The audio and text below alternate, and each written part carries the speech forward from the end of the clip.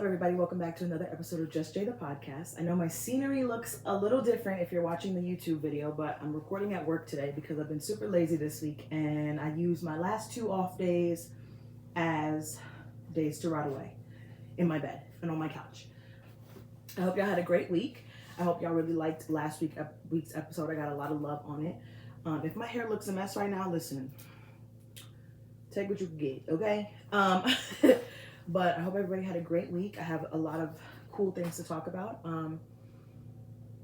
Yeah, let's just get into it. I feel like the best episodes are when you just prop your phone up and your device to record and you just go. First, I want to say my prayers are with everybody in LA, everybody who has lost their homes, who has lost everything that they've ever had. I feel like there's just been a lot of things going on in the world and in the media lately and in society, and it's heavy. The world is so heavy right now. I think the LA fires, the snow in Georgia and Kentucky, like the world is going through it, and my heart goes out to everybody affected, all the inmates that have come from Mexico and that are in LA that have been helping with the fires. I think that is so dope. I think that Chris Brown had posted something and said that, people who are fighting, the inmates who are fighting and helping to put out the LA fires really should be given or rewarded because of that. I feel like they're risking their lives. And there was one comment that was like, inmates are criminals, they're not slaves. And I totally agree with that, because I think that I heard that the inmates who were partaking in the fires were not eligible to be firefighters after their release. I heard that is going to be changed and they're actually going to allow that. I hope that falls through. And I also seen a post how, Mexico was sending over, inmates to help in the fires as well. And I think that's super dope. I think that, everybody kind of has come together and really been in support of each other.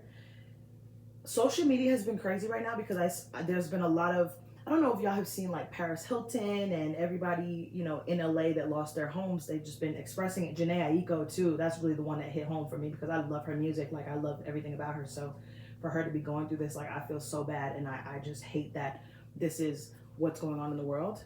But yeah, there's been a lot of talk about how celebrities are not allowed to speak about the things that they lost, or I've seen so many videos where it's like, I don't really care about your Malibu beach house going on fire. There are people that are actual civilians that actually need help and need support right now.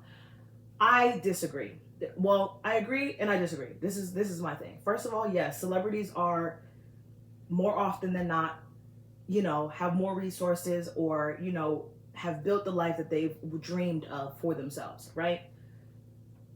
But I don't think that makes them any less human. I don't think that makes them less eligible to grieve the loss of their belongings and their lives. I don't think that that's a valid argument just because they are of higher status or of higher financial status, that because they have the means that they should just rebuild and move on and get over it and not be able to grieve and express their sadness in the things that they lost. I think, Paris Hilton's comments were crazy. Like, there was nobody standing with her, supporting her in her grieving process. Like, they were just like, okay, well, you're a celebrity, you'll just build a new one.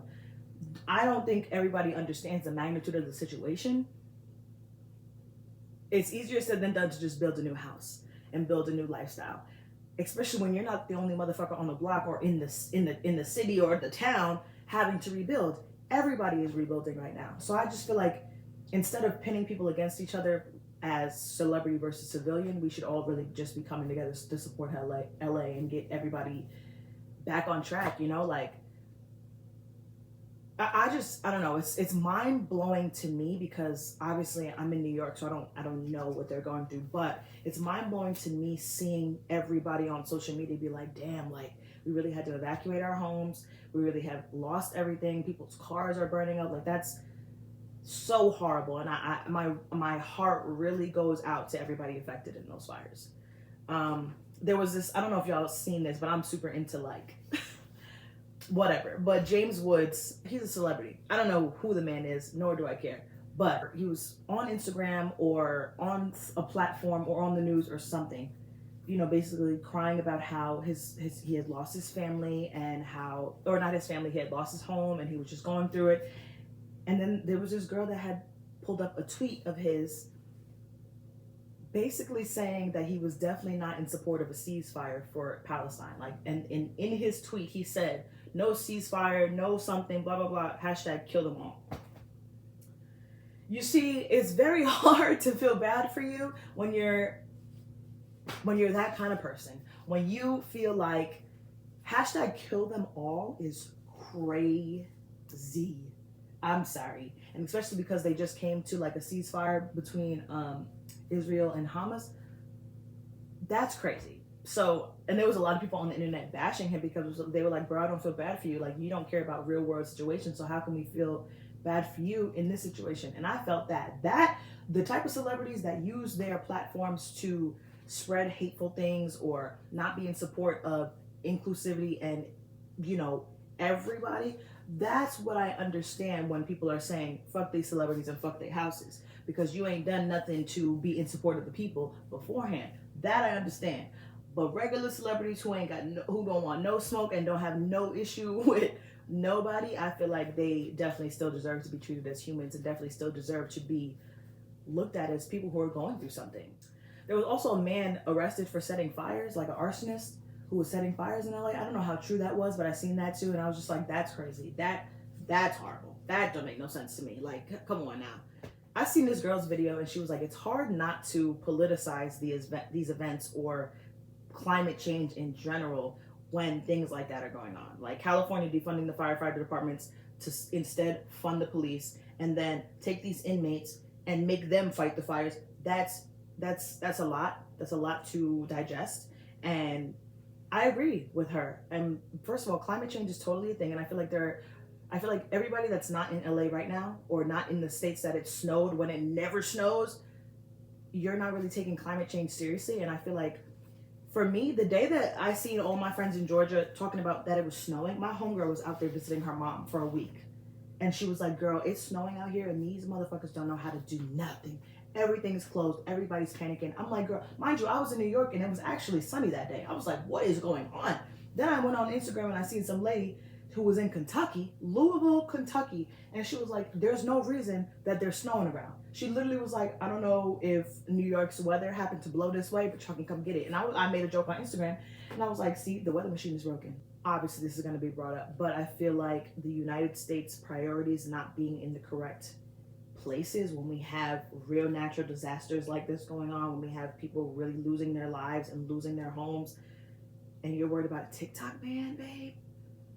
It just doesn't make sense to me. And like, for TikTok to be on the top of the list of things that we need to focus on right now, when we have literal catastrophes going on, half the world is burning, half the world is frozen, I think that we really need to get our priorities straight. And I totally think that, and on TikTok, I feel like half the influencers are going through it because they're like, damn, this is how I made my livelihood. You got to understand, so many TikTok's been around for a while. So I literally have followers or people that I follow on TikTok that I have been watching it for years, that I've seen build lives for themselves, that I'm seeing become these influencers and actually, create revenue and monopolize off of the content that they're putting out. I've watched so many TikTok influencers, quote unquote, build their lives, and half of them are losing their minds because they're like, what am I going to do? What am I going to do after this? If they take this app away, this one sole app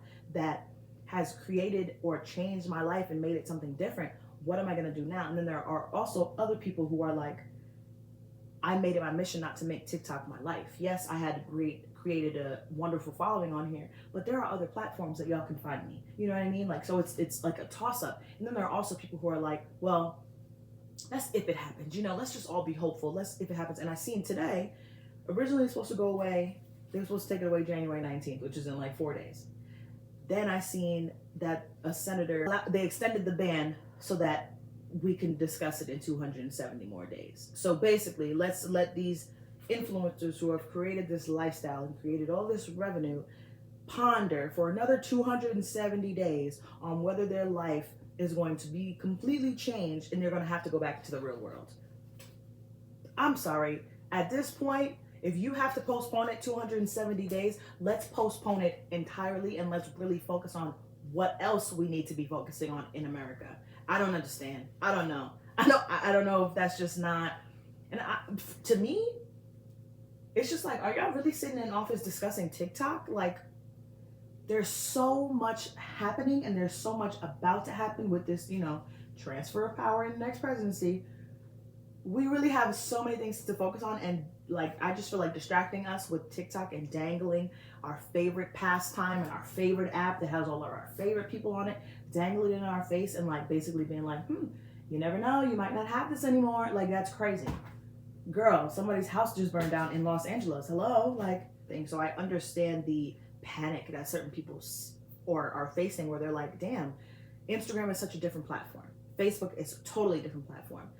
So for TikTok to be the one platform where we can all come on this app, talk our shit, introduce ourselves, express ourselves, talk about our failed relationship. Like, TikTok is the place that you can go, that you can vent, and you know that there's going to be people that hear you. You know what I mean? So like, for the one app that we have that makes us feel included, makes us feel seen by people all over the world, gets our ideas out there, makes us feel like we're actually making an impact on the world, for that to be almost ripped away from us, I can see both sides of the people that are panicking and the people that are like, you know what, I didn't make my whole life this app.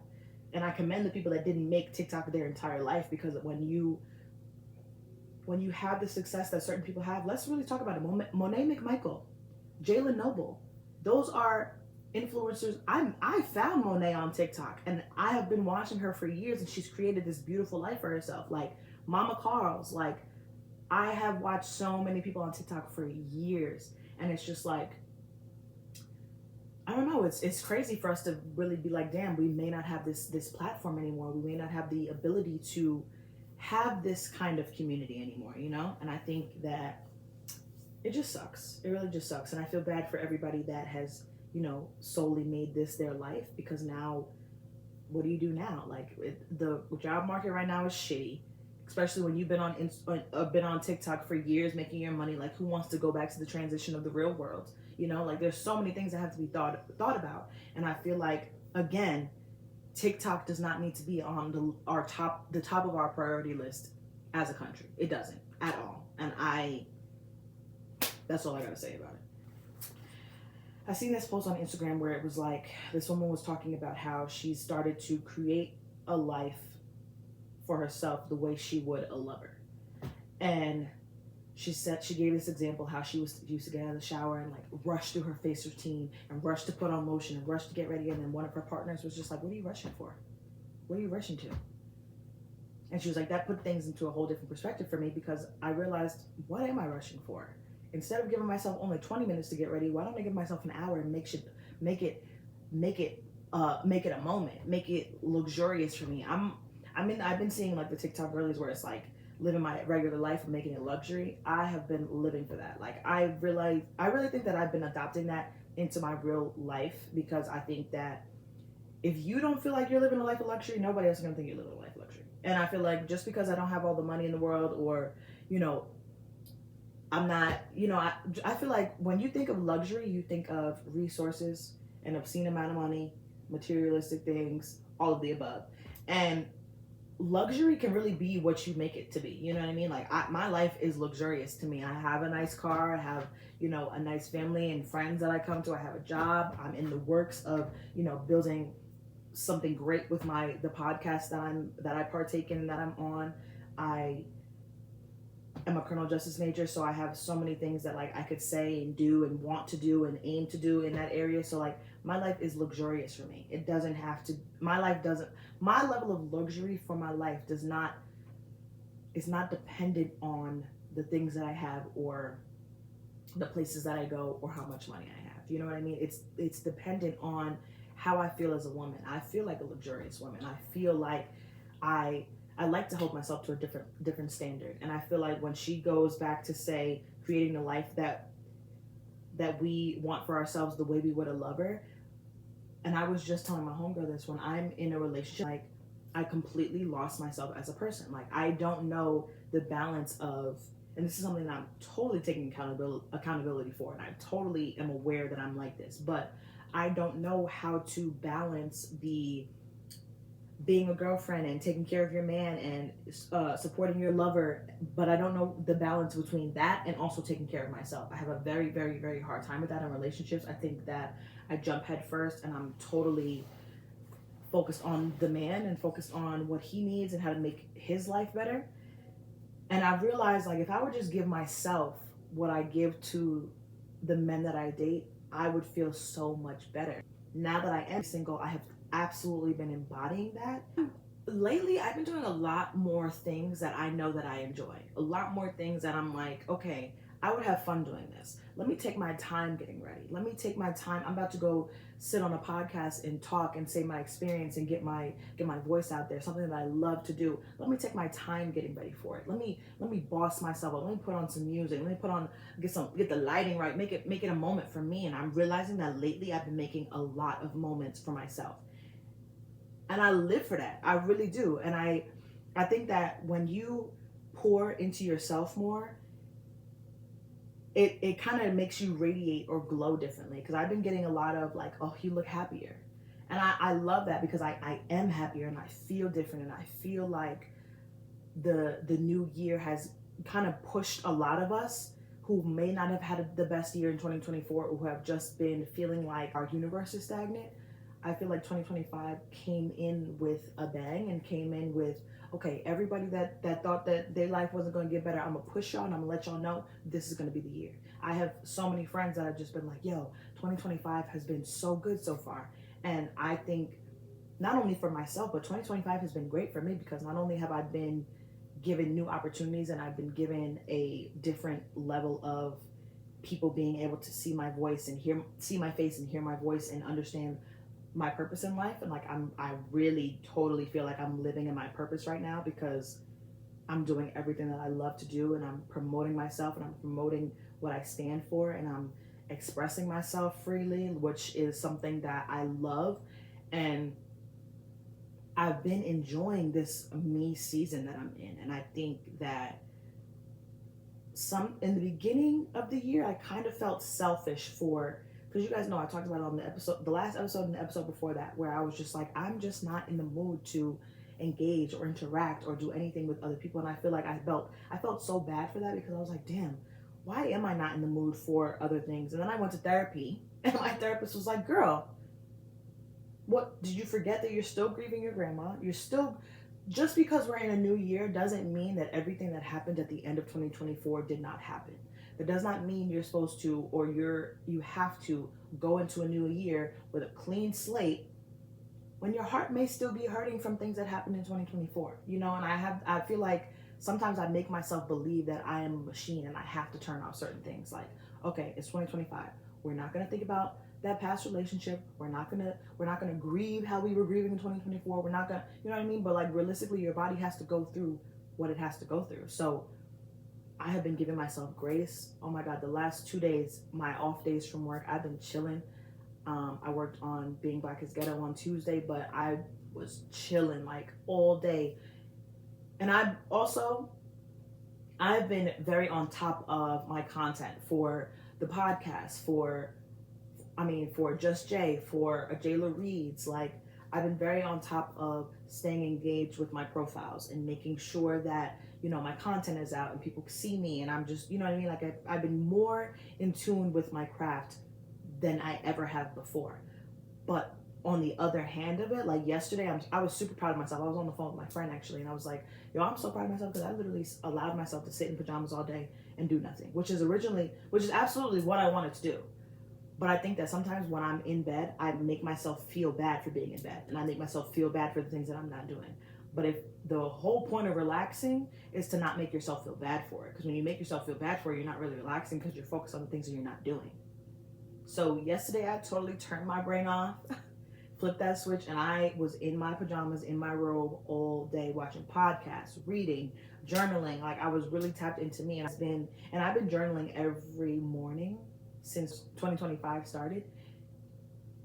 And I noticed a difference in myself between when I do it and when I don't, because there obviously have been a couple days that I missed. And I went back to my journal today and I was like, damn, I missed yesterday. But I'm like, okay, that's okay because I gave myself grace yesterday and I wasn't doing nothing. You know what I mean? Like I really chilled. So the journaling has been a super important thing for me. And I've always been like a journaler, but I think 2024, I totally lost my way and lost connection with a lot of the things that I've been passionate about my whole life. And journaling was unfortunately one of them. But I'm glad now that I've started a consistent routine because when I look back on the end of 2025, which is going to literally be here in 2 fucking months because the world and the time is just moving. Okay, so we'll be at the end of 2025 before we know it.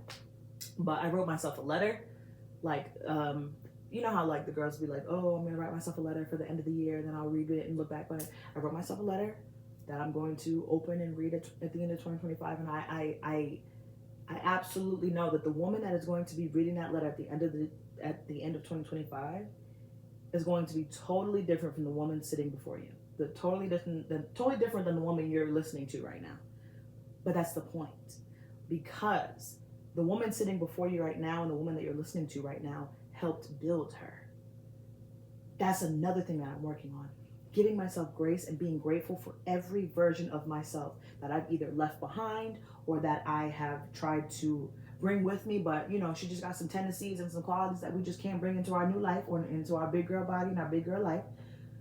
But I'm grateful for myself for every step of the way. 19-year-old Jay was amazing. 20-year-old Jay was amazing. 21-year-old Jay was very impactful, and she was necessary for the Jay that's about to be 25. You know what I mean? So I've been doing a lot of reflecting and a lot of just giving myself grace and doing the things that I like to make myself feel luxurious and like creating the life I would for a lover. Because I'm a huge lover. Like I go out of my way and I do so much for the person that I'm with or the person that I am interested in. And I think that if I start to embody what I want in a partner for myself, it'll make it even better for when that partner comes along or when the person that I'm supposed to be with comes along. Because embodying what you want in a partner, oftentimes they often come because you're embodying what you want. You're embodying what you want because you are what you attract. So if I'm sitting before you and I'm engaging in negative habits and I'm not really taking myself seriously, I'm going to attract somebody that's doing the exact same thing. So in order for me to attract the best version of the person that I want to meet one day, I have to be the best version of me. So that's what I'm doing. I'm building her, and I'm having such a good time building her because I'm realizing so much about her that it's changing or shifting or transforming into something better. So I'm totally in the midst of creating a life for myself and treating myself like the lover this time. I'm and it's sad for me to say because I'm almost disappointed in myself with how many times I put myself on the back burner or how many times I allowed myself to just play the field and allow me to lose sight of myself. I'm super disappointed in myself about that. But at the end of the day, I'm not, because I had to learn that lesson so that it doesn't repeat itself. Another thing that I wanted to talk about, my Being Black is Ghetto episode has dropped, where I basically said that if you voted for the orange man, you may not be my friend, girl. And listen, one thing about me, and this is what they told me right before I had agreed to be a co-host, they told me that I have to have tough skin because the comments is going to be crazy. I was prepared. I'm sorry. I've been podcasting for a very long time and I've gotten a lot of negative opinions and a lot of negative insight on what others portray or perceive my show to be.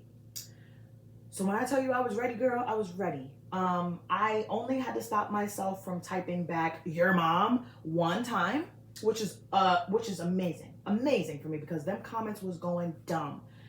I don't know if it was because I was talking about some people's cult leader or what, but they were in an uproar. And I got on my Instagram and I said this because I just feel like what we're not about to do is I'm not about to go on this new platform and be a co-host and people are gonna just say whatever they want about me. Like at the end of the day, whatever perspective I say on that show and my show, because 9 times out of 10, whatever I say on one, I'm gonna say on the other.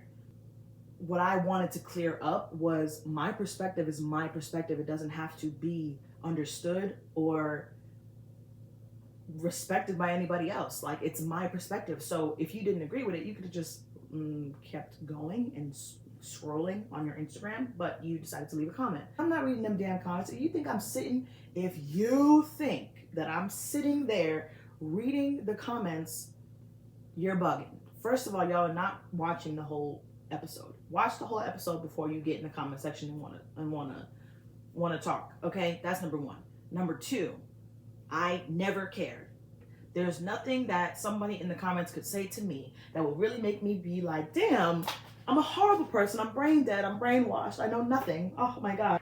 When I went into podcasting 3 years ago, I knew there was going to be opinions and there was going to be a lot of people trying to project their perspective and their beliefs onto me. Opinions are like assholes.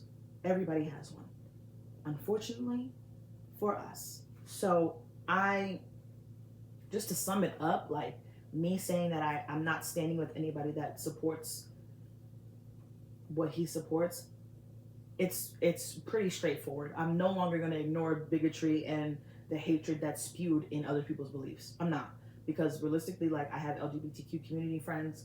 I work with special needs children.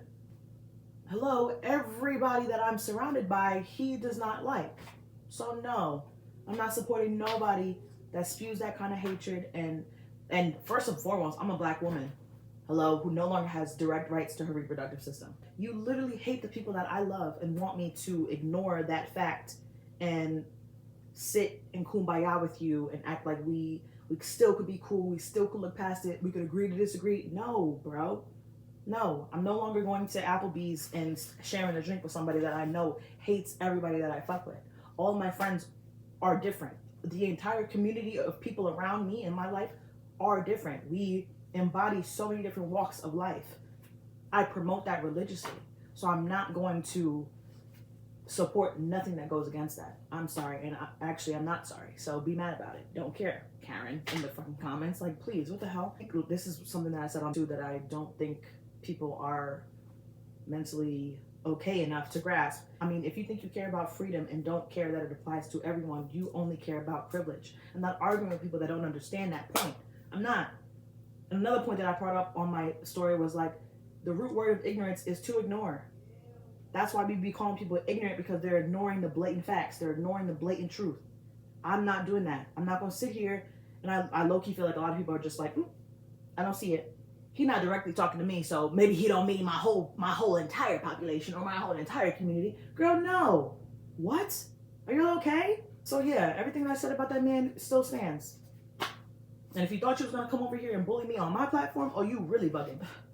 Sorry. I'm for the Blacks and the gays and the Latinos and Latinas and the LGBTQs. I support it all. I love you all. You all are my people. Okay? And anybody going against y'all is going against me. And that's just blatantly how I feel. There, I'm just a co-host, girl. I'm just talking about whatever we're talking about. I am minding my Black business the next 4 years. Okay? So all of the comments about, oh, she's going to have a rough 4 years. Yeah, we are. We all are. And if you think you're not, you're crazy. Eggs are about to be $12 now since you think you're so fucking smart. Hello. I went to the courthouse the other day because I had to go to a status hearing for my cousin. My cousin was killed in 2016, gun violence, whatever. We're going to trial for it at this point. Well, trial is about to start. Well, trial starts at the end of this year. Long story short. We walking out of the courtroom and Joe Biden and Kamala Harris is sitting on the wall. Like these beautiful pictures of them. And I immediately got sad and I was like, damn, they about to take my girl off the wall. It just made me feel so somber because I'm like, damn, we don't even, like, it's really happening. Like, it's really happening. I think the irony of Inauguration Day being on Martin Luther King Jr. Day is crazy. And if nobody else thinks that's monumental, I do. Going back to my courthouse situation, I feel like that's what the sad parts of justice are for me. Like, I obviously have gotten my degrees in criminal justice, so I'm super engaged and I'm super knowledgeable about that fact, right? But then when it comes to situations like my cousin, right, and us having to go to court and go to trial to get justice for him, like when the criminal justice system is knocking on your door, it kind of puts things into perspective because it's like, damn, the criminal justice system could affect anybody. You know what I mean? Like the fact, and it's crazy because I'm sitting in a courtroom and I'm just like, damn, I know exactly what they're talking about. I know who's who in here. You know what I mean? Like, it's heart wrenching when it's like your own direct family members that you're learning from. You know, like learning through that experience has been super hard. And I think that it only resurfaces for me every couple months because obviously court takes forever. So we go back and forth every couple months, and it's just like, damn, once I get back into that courtroom and I sit in there and I'm like, damn, this is what I'm going to school for. And it's literally happening right before my eyes because of my family members. You know what I mean? So that's just all of the things that have been happening in my life that have really had me confused. Inauguration being on Martin Luther King Jr. Day. Whoa, that's not crazy to y'all. Why is that not crazy to y'all? I think that's so crazy. Not because Martin Luther King is one of my favorite people, but I think that's just so crazy. That, then seeing their pictures at the courthouse, knowing they're gonna be taken down in like a week, heartbreaking. Then going to sit in the courtroom for my own family situations when like this is like the passion, the career path and everything that I love, heartbreaking. So I'm just like, there's just been a lot going on this week that has allowed me to just see things for what it is and see things differently, and just I'm trying to take it day by day, and I'm trying to just enjoy my blessings and allow 2025 to be the year that it's supposed to be, and allow myself to grow into the woman that I'm supposed to be, and all of that. I think also another thing that I wanted to talk about was when you start to receive your blessings, then complain about it being a lot of work to maintain. Because I see that all the time. Like my friends will be like, oh, I want to do this, I want to do this, I want to do this. And then they get the opportunity to do it. And then it's like, that shit was too much work. That shit was too hard. Girl, I don't know. When you pray for things, I forget if my grandma told me this or if my aunt told me this. But either way, both of them are geniuses. I was always taught if you pray for something, you need to pray for the discipline to maintain it too. Because you can't get your biggest, greatest life blessing and not also understand that it's going to take some work to maintain that. It's going to take some work behind the scenes for you to upkeep that blessing that you received. Just because you received your blessing doesn't mean it's going to be easy. That's not how life or things work. I also think that's a common misconception. You pray and pray and pray thinking you're going to get all these blessings, and the universe and God or whoever you believe in is going to perform a miracle in your life. But you ain't putting no hard work in behind the scenes to actually meet the universe and meet God halfway, because that's number one. You got to meet them halfway. They're not doing all the work. It's give and take. You have to meet them halfway. And then another misconception is that when we get it, we're just going to be chilling and it's going to be peaceful and life's going to be great again. No. Once you receive that blessing, you have to maintain it. And I think that that's something that I've been going back and forth with in my mind too, because obviously I'm working, and then I'm doing Just Jay, and then I'm doing Being Black is Ghetto, and then I'm also trying to engage and do other things, and my personal life is still a thing. So like there'll be times where I'm leaving recording for Black is Ghetto or ending my recording for Just Jay, and I'm like, damn, I'm tired. That was a lot. Like I had a lot of things to talk about and I didn't even know. But realistically, I prayed for this type of community.